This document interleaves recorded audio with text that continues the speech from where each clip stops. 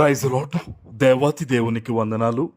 ప్రభు నామమున మీ అందరికీ నా ప్రత్యేకమైన వందనాలు, శుభాలు తెలియచేస్తున్నాను.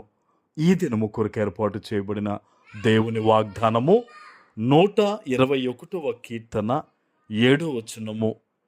ఏ అపాయమును రాకుండా యెహోవా నిన్ను కాపాడును, ఆయన నీ ప్రాణమును కాపాడును.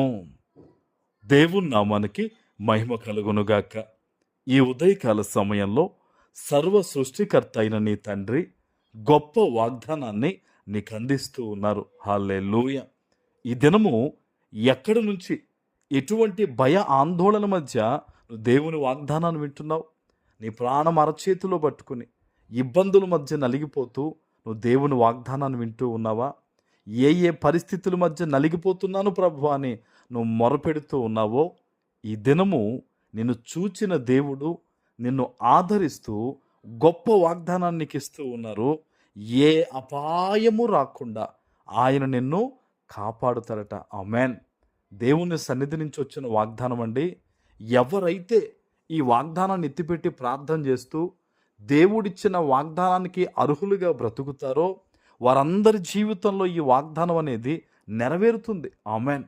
ఈరోజు ఎందరైతే దేవుని సన్నిధికి వెళ్తూ ఉన్నారో, ఎందరైతే దేవుణ్ణి ప్రేమిస్తూ ఉన్నారో వారి చుట్టూ దేవుని కాపుదల ఖచ్చితంగా ఉంటుంది. ఆమేన్. ఈరోజు నీ జీవితంలో కూడా నీకు ఆశ ఉంది దేవుణ్ణి ప్రేమించాలని, నీకు ఆశ ఉంది దేవుని కోసం ఏదో చెయ్యాలని. అయితే ప్రభు నీతో మాట్లాడుతూ ఉన్నారు. నీకున్న భయాలన్నీ తొలగించి అపాయము నుంచి నేను విడిపించి నీ ప్రాణమును కాపాడుతానని దేవుడు వాగ్దానం ఇస్తూ ఉన్నారు. ఆమేన్. దేవుని సన్నిధిలో ప్రార్థనలో ఎక్కువ ఎదగడానికి నువ్వు ఎంతైతే ప్రయత్నం చేయగలవో అంత ప్రయత్నం చేసి ప్రార్థనలో ఎదగండి. ఎందుకంటే ప్రార్థనలో ఎప్పుడైతే బలహీనమైపోతావో ఈ లోకము నిన్ను చాలా ఇబ్బంది పెడుతుంది. అపవాదిగాడు నిన్ను ఎన్నో రకాలుగా బలహీనపరుస్తూ ఉంటాడు. అయితే ఎవరైతే ఎక్కువ ప్రార్థన చేస్తారో, ఎవరైతే దేవుని వాక్యమును నిరంతరం ఉంటారో వారి గురించి దేవుడు చెప్పాడు కదా, వారు ఆకు వాడక తమ కాలమందు ఫలమిచ్చు చెట్టు వలె ఉంటారని దేవుడు చెప్పాడు కదా. నీ జీవితంలో కూడా అటువంటి దినాన్ని నువ్వు చూడబోతూ ఉన్నావు. పచ్చని చెట్టు ఏ విధంగా అయితే ఫలిస్తుందో పక్కన నీరుండడం వల్ల ఈరోజు వాక్యం అనే నీరు నీలో ఉంటే, విశ్వాసం అనేది నీలో ఉంటే నువ్వు గొప్పగా ఫలిస్తావు. ఆమేన్. దేవుని మీద నమ్మకం ఉంచు, దేవుని మీద ఆధారపడు. ఏదైతే దేవుడు నీ జీవితంలో మేలు చేస్తూ ఉన్నారో ఆ మేలును బట్టి అది చిన్నదైనా పెద్దదైనా కృతజ్ఞత కలుగుండు.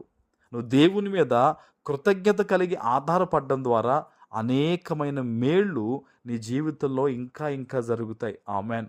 అందుకనే ప్రభు చెప్తున్నాడు, ఇవన్నీ జరగాలంటే నువ్వు దేవుని వద్దకు రావాలి.